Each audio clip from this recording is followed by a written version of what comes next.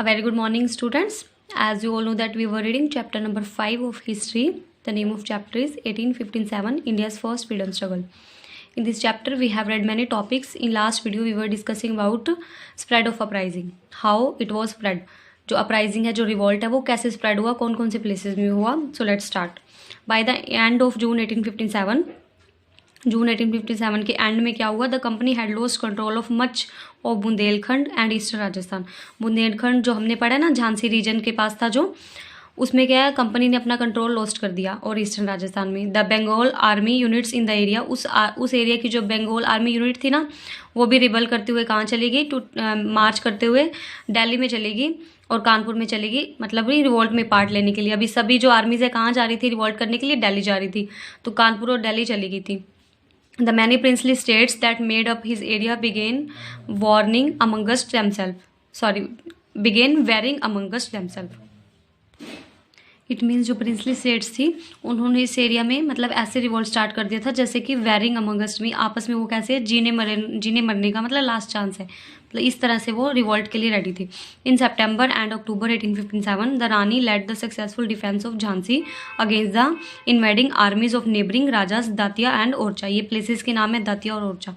रानी ने किया कि सितंबर और अक्टूबर 1857 तक एक अच्छा जो डिफेंस किया आपने, मतलब प्रोटेक्ट किया अपनी झांसी को, जो उसका एरिया था ना, जो उनके नेबरिंग जो स्टेट के राजास थे वो उन पर अटैक कर रहे थे, उससे बचाए रखा उन्हें. In June sipahis under general Wheeler in Kanpur rebelled and besieged the European enrichment. जून में क्या किया, कुछ सिपाहियों ने, मतलब रिवोल्यूशनरीज थे ना जो, उन्होंने मिलकर एक जनरल व्हीलर थे कानपुर में, उनके लिए रिवोल्ट किया, उनको रिबेल किया और उनको बिसीज मतलब उनको घेर लिया. एक यूरोपियन मोर्चा था, मतलब एक आर्मी आप कह लीजिए, उसको घेर लिया. Wheeler was not only a veteran and respecter soldier. Veteran मतलब बहुत ब्रेव और रिस्पेक्टर सोल्जर था, लेकिन वो किससे मैरिड था, एक इंडियन वुमेन से मैरिड था. He had relied on his own Prestige and his cordial relation with the Nana Sahib to थ्वार्ट rebellion. उनका जो खुद की वो रिस्पेक्टेड था और प्रेस्टीज थी, मतलब उनकी जो इमेज थी वो अच्छी थी, और नाना साहिब थे ना जो रेवोल्यूशनरी थे कानपुर में, उनके साथ अच्छे रिलेशन थे, इसलिए उस रिवोल्यूशन को उन्होंने विफल कर दिया. मतलब उन्होंने घेरा तो, किले को जो घेरा तो सही रिबेलियंस ने, बट उतना ज़्यादा वो अटैक नहीं कर पाए. And took comparatively few measures to prepare fortification. उसने फोर्टिफिकेशन किया, मीन्स अपने किले को बचा लिया. And lay in supplies and ammunition. Ammunition होता है मतलब गोला बारूद टाइप जो भी देते हैं ना गोली में डालने के लिए, जो भी ऐसी चीज़ें, ये सारी सप्लाई मतलब वो करवाता रहा.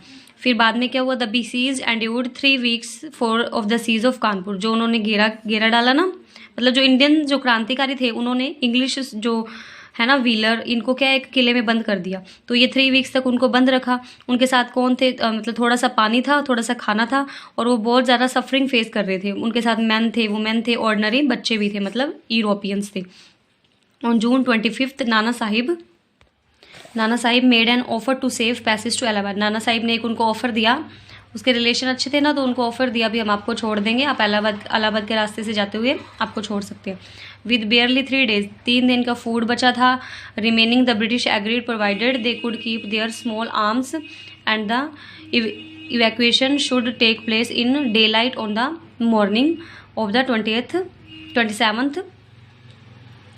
27th को. मीन्स उन्होंने क्या किया, जब 3 दिन का फूड उनके पास बचा था तब उन्होंने वो एग्री कर लिया भी हम रेडी हैं, आपको छोड़ देंगे और हमें जाने दीजिए. इवैक्यूएशन होता है अपना मतलब बचाव के लिए. डे लाइट में उनका जाना डिक्लेयर हुआ भी वो 27 को. 25th को उन्होंने ऑफर दिया, 27 को उनका जाना फिक्स हो गया भी 27 मॉर्निंग को वो चले जाएंगे. नाना साहिब क्या चाहते थे, Nana Sahib wanted evacuation to take place on the night of 26. ये चाहते थे भी ये सब काम नाइट ऑफ 26 को वो मॉर्निंग में डिसाइड कर लेते. Early in the morning of 27 जून. अब ये डेट आपको याद रखनी है, 27 जून की अर्ली मॉर्निंग में the European party left their entrenchment and made their own way to the river where boats provided by Nana Sahib were waiting to take them to Allahabad. Important leader associated with the revolt of 1857. European ने जो 26 जून को क्या हुआ, European party अपना जो enrichment है वो छोड़ करके रिवर के रास्ते बोट्स जो कि नाना साहिब ने उनको प्रोवाइड करवाई थी उनके थ्रू वो इलाहाबाद चले गए. और वो इम्पोर्टेंट लीडर थे, व्हीलर थे और नाना साहिब थे जो कि 1857 रिवोल्ट से एसोसिएट थे, उनसे जुड़े हुए थे. अभी यहाँ पे कुछ प्लेसेस के नाम देंगे और उन प्लेसेस पे किन्होंने लीडरशिप की, किनके अंडर गाइडेंस में या किनकी लीडरशिप के अंडर में ये रिवोल्ट हुआ। जैसे बैरकपुर में मंगल पांडे, ये हमने स्टार्टिंग में पढ़ा है। दिल्ली में बहादुर शाह जफर, ठीक है, जनरल बख्त खां उनका हेल्पर था। हकीम अशनुल्ला चीफ एडवाइज़र था बहादुर शाह सेकंड का। लखनऊ में बेगम हजरत महल थे, बिरजिस कादिर थे, अहमदुल्ला शाह थे adviser of ex Nawab of Awadh, Awadh के नवाब का वो एडवाइज़र था। कानपुर में हमने पढ़ा नाना साहिब थे, राव साहिब थे जो नाना के नेफ्यू थे, तात्या टोपे थे, अजीमुल्ला शाह थे, अजीमुल्ला खान थे सॉरी। झांसी में आपको पता है रानी लक्ष्मीबाई सॉरी। बिहार को जगदीशपुर बोलते थे, वहाँ पे कुंवर साहब अमर सिंह थे। इलाहाबाद और बनारस में कौन थे? मौलवी लियाकत अली। फैज़ाबाद में Maulvi Ahmadullah, he declared the revolt as jihad against English, उन्होंने इस रिवोल्ट को क्या बोला? जिहाद बोला, फैज़ाबाद के मौलवी अहमदुल्ला ने।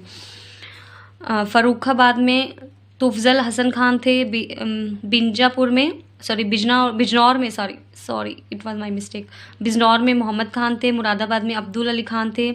बरेली में खान बहादुर खान थे। मंदसौर में फिरोज शाह। ग्वालियर या कानपुर में तांत्या टोपे। असम में कांदा पेशावर सिंह और मैनीरामा दत्ता। उड़ीसा में सुरेंद्र शाही, उज्जवल शाही, उड़ीसा में थे ये दोनों, शाही सुरेंद्र शाही और उज्जवल शाही। एंड नेक्स्ट कुल्लू में थे राजा प्रताप सिंह। राजस्थान में ये इंपॉर्टेंट है, राजस्थान में जयदयाल सिंह और हरदयाल सिंह, ये इंपॉर्टेंट पार्टिसिपेटर थे 1857 रिवोल्ट में। गोरखपुर में गजधार सिंह, मथुरा में सेवी Singh and Kadam Singh. Okay students, and ये आपको मैप दिए गए कि भी जहाँ जहाँ ये रिवोल्यूशनरी के जो सेंटर बने थे। Next topic is suppression of uprising. जो अपराइजिंग था ना, रिवोल्ट 1857 था, उसको सप्रेस कैसे किया? मतलब ब्रिटिश ने उनको, आपको पता है भी हमें फ्रीडम तो मिली नहीं उस टाइम, सप्रेस ही किया था, तो ऑब्वियस ही है ये तो भी उसको दबा दिया गया था, रिवोल्ट को इतना सक्सेसफुल नहीं हुआ था। तो कैसे सप्रेस किया? The revolt of 1857 lasted for more than 1 year, ये 1 साल से ज़्यादा चला था। It was suppressed by the middle of 1858, और ये कब? 1858 के मिडल में स्टार्ट हुआ था 10 मई 1857 और मिड में 1858 के इसको सप्रेस कर दिया गया। British soon recapture the areas they had lost the rebels sipahis, British ने वापस वो अपने एरियाज को रिकैप्चर कर लिया जिनको उन्होंने लॉस्ट कर दिया था सिपाहियों से। Delhi was recaptured by the British forces, British force ने दिल्ली को वापस से पा लिया, मतलब गेन कर लिया। Bahadur Shah Zafar was taken to prison, उनको जेल भेज दिया गया। This ended the Mughal rule, और इसी तरह से मुगल रूल फिनिश हो गया, मतलब मुगल रूल बिल्कुल खत्म हो गया। मैनी रिबल्स लाइक रानी लक्ष्मीबाई, खान बहादुर खान, बखत Khan and Kunwar Singh died in battlefield, ये सारे लोग मर गए। रानी लक्ष्मीबाई है, खान बहादुर खान है, बखत खान है, कुंवर सिंह, ये सब मर गए बैटलफील्ड में। तात्या टोपे को अरेस्ट किया गया, फिर उनको फांसी पे लटका दिया गया। Many of them escape to Nepal, कुछ बच करके नेपाल भाग गए। So in this way British suppressed among us almost whole the uprising, इसी तरह से उन्होंने सारी अपराइजिंग को सप्रेस कर दिया। फ्रॉम द एंड ऑफ 1857 जब लास्ट आ गया था ना दिसंबर से, तभी उन्होंने स्टार्ट कर दिया था वापस अपना ग्राउंड बेस वापस लेना।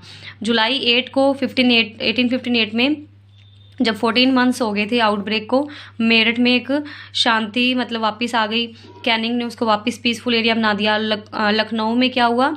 लखनऊ वॉज रीटेकन इन मार्च 1850, उसको लखनऊ को रीटेक अप किया ब्रिटिशर्स ने 1858 में, मार्च 1858 में। 8 जुलाई 1858 में एक ट्रीटी हुई, ट्रीटी होता है संधि, एक समझौता हो गया, साइन हो गई, जिसने रिबेलियन बिल्कुल अच्छे से खत्म हो गया 8 जुलाई 1815।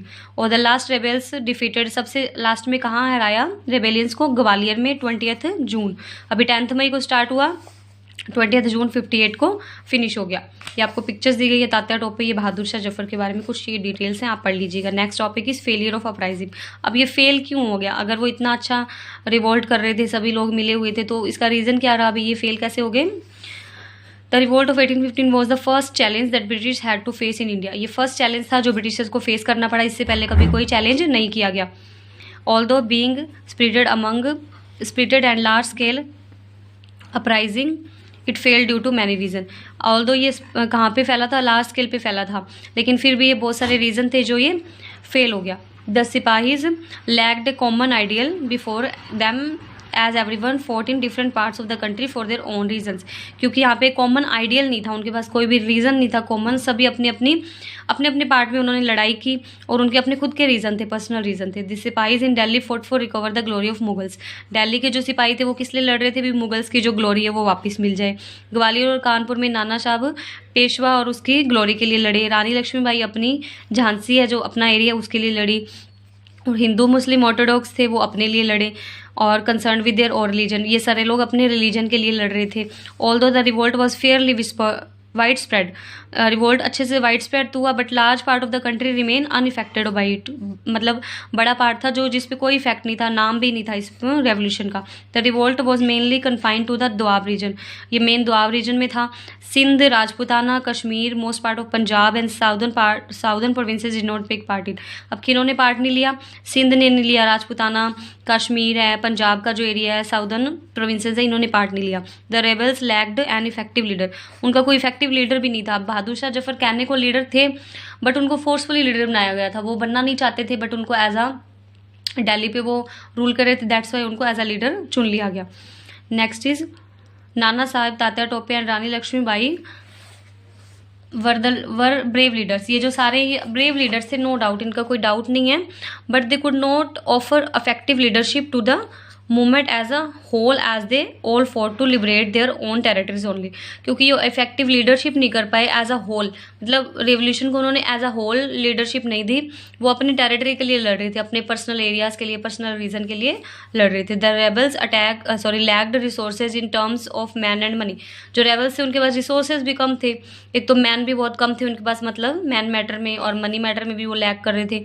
English on the other hand, जो इंग्लिश थे उनको क्या स्टेडी सप्लाई ऑफ मैन, वो बाहर से आर्मीज मंगाते रहे, मनी की कोई कमी नहीं थी, ठीक है। मॉडर्न आर्म्स उनके पास थे, इस वजह से सारा जो सप्रेशन है वो अच्छे से हो गया, मतलब वो सप्रेस कर पाए अच्छे से इस रेवोल्यूशन को, और ये सक्सेसफुल नहीं हो पाया, ठीक है students. And this was the chapter and the next topic after the uprising, भी अपराइजिंग के बाद में क्या चेंजेस हुए इंडिया में, और जो ब्रिटिशर्स ने कैसे कैसे रूल्स फॉलो किए, ये आपके this topic is remove from your syllabus, ये आपके सिलेबस से रिमूव कर दिया गया, so we will not read this topic for this term. Okay students, have a nice day.